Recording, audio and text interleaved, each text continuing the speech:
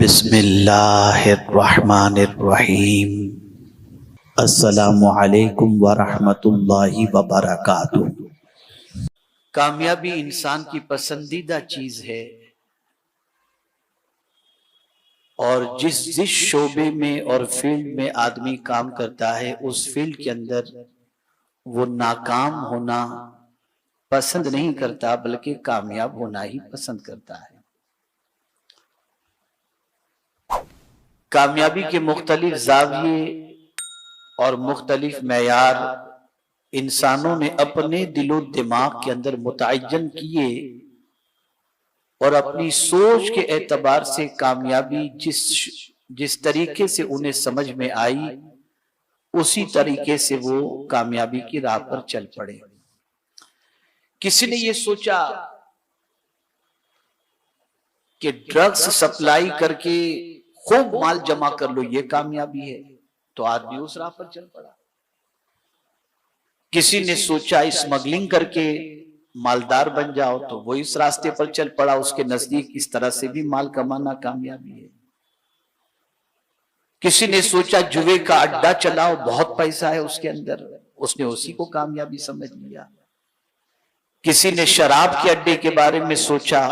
کہ اس میں بہت کمائی ہے، تو اس کے پیچھے چل پڑا اور اسی کو کامیابی سمجھ بیٹھا۔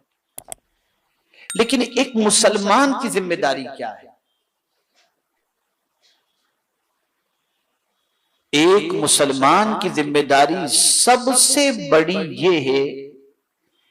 کہ کامیابی اور ناکامی کے حوالے سے اللہ کی کتاب کا جو فارمولہ ہے اسی فارمولے کو فالو کیا جائے، اور اس سے ملنے والی جو کامیابی ہوتی ہے وہ لمحاتی یا دنیاوی ہی کامیابی نہیں ہوتی بلکہ دنیاوی بھی کامیابی ہوتی ہے اور اخروی بھی کامیابی ہوتی ہے۔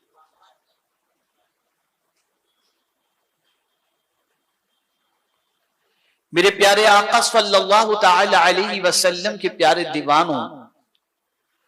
اور یہ بات بھی ذہن کے اندر رہے کہ آج کے مادی دور کے اندر، ماڈرن ٹیکنالوجی کے دور کے اندر اور مٹیریل کے دور کے اندر سچویشن ایسی بن چکی ہے کہ بہت ساری وہ کامیابیاں جو قرآن کی روشنی میں ہیں اسی کو بہت سارے دنیا کا غلبہ جس کے دل و دماغ پر چھایا ہوا ہے اس کے نزدیک وہ ناکامی ہے۔ آپ کو ایگزامپل کے ذریعے سمجھاؤں تو بات اچھی طرح سمجھ میں آئے گی۔ ایک بیرسٹر آ رہا ہو، ایک سرجن آ رہا ہو، اور ایک مدرسے کا مدرس آ رہا ہو، حافظ قرآن آ رہا ہو، تو جب کمپیریزن ہوگا دونوں کے درمیان تو آج کے دور کا انسان سرجن کو تو کامیاب سمجھے گا، حافظ صاحب کو کامیاب نہیں سمجھے گا۔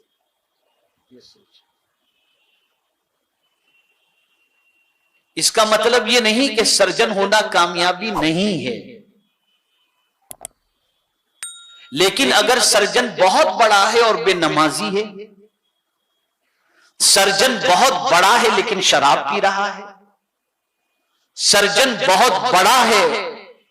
لیکن حلال و حرام کی تمیز نہیں کرتا، تو اس سے کروڑوں گنا وہ حافظ صاحب اچھے ہیں جو مہینے کا 10,000 15,000 کماتے ہیں،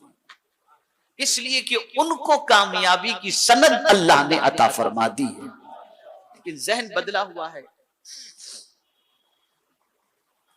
مائنڈ پورا چینج ہو چکا ہے۔ جب تک آپ اپنی سوچ یہ نہیں بنائیں گے، جو میں عرض کرنے جا رہا ہوں، جب تک یہ سوچ آپ اپنی نہیں بنائیں گے کہ قرآن نے کسے کامیاب کہا، رسول اعظم صلی اللہ علیہ وسلم نے کسے کامیاب کہا، اور اسی کو جب تک آپ کامیاب تصور نہیں کریں گے، نہیں مانیں گے، حقیقت میں آپ کبھی کامیاب نہیں ہو سکتے۔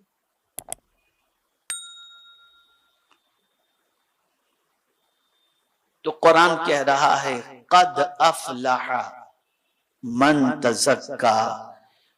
بے شک مراد کو پہنچا جو ستھرا ہوا، جو پاک ہو گیا، صاف ہو گیا۔ عمومی طور پر جب اس آیت کی تلاوت کی جاتی ہے تو آدمی من کے حوالے سے سمجھتا ہے جس کا دل پاک ہو گیا، اس میں بھی کوئی مضائقے کی بات نہیں ہے، لیکن اگر کسی کا دل پاک ہو گیا اور نگاہ ناپاک ہے تو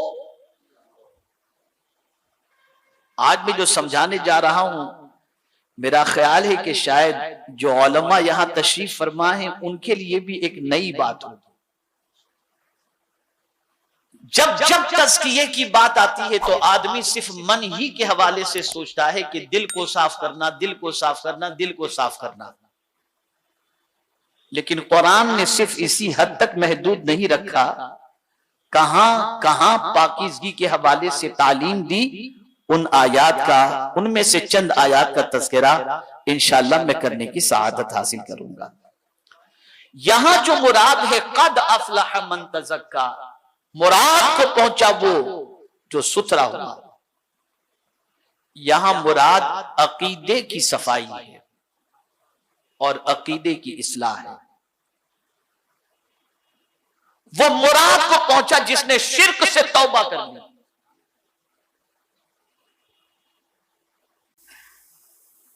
جس کے دل میں توحید رچ بس گئی